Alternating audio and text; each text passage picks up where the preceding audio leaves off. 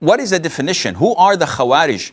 So that we be careful from not being with them. See, nowadays with the media, a lot of the youth are confused because the moment someone says something against a Muslim government or a Muslim ruler or a minister or any practice that he sees wrong, and he says, this is unfair, this is wrong, this is this or that, immediately you will find an army of people accusing him of being Khawarij.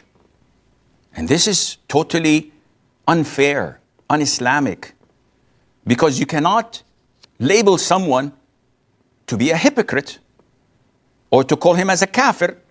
And these people know this, that there are conditions to be fulfilled, there are obstacles to be made sure they do not exist before we can label someone as a kafir or as a hypocrite or as a mushrik, and likewise as a Khawarij. You can't label people simply as such. So this is why a lot of the youth are saying, okay, whenever I open my mouth, they say you're a Khawarij. What is this? No, Khawarij is a cult, it is a sect that was found at the time of the Prophet ﷺ. And their main characteristics is, one, they see it is fit and permissible to rebel and overthrow Muslim rulers. This is a very prominent characteristic. So all what you see among those who called for the Arab Spring or they were tyrants, they're still Muslim. This is a prominent characteristic of Al-Khawarij. Number two is giving takfir. So you oppose me, you're a kafir. And this is found not only with the Khawarij, it's found also with other deviant sects. You don't believe that the Prophet ﷺ was light and created from Allah's light, you're a kafir. You're this, you're that. So these two main traits and characteristics, if found in an individual, he would be from among the Khawarij. Anything else? A lot.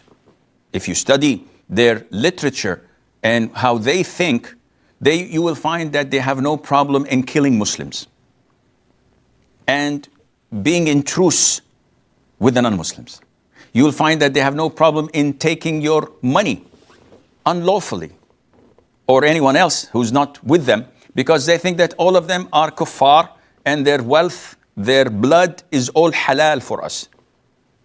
And this is very dangerous. And if you go through their websites, you will never find a reliable scholar. You will never find a scholar who's known as a person.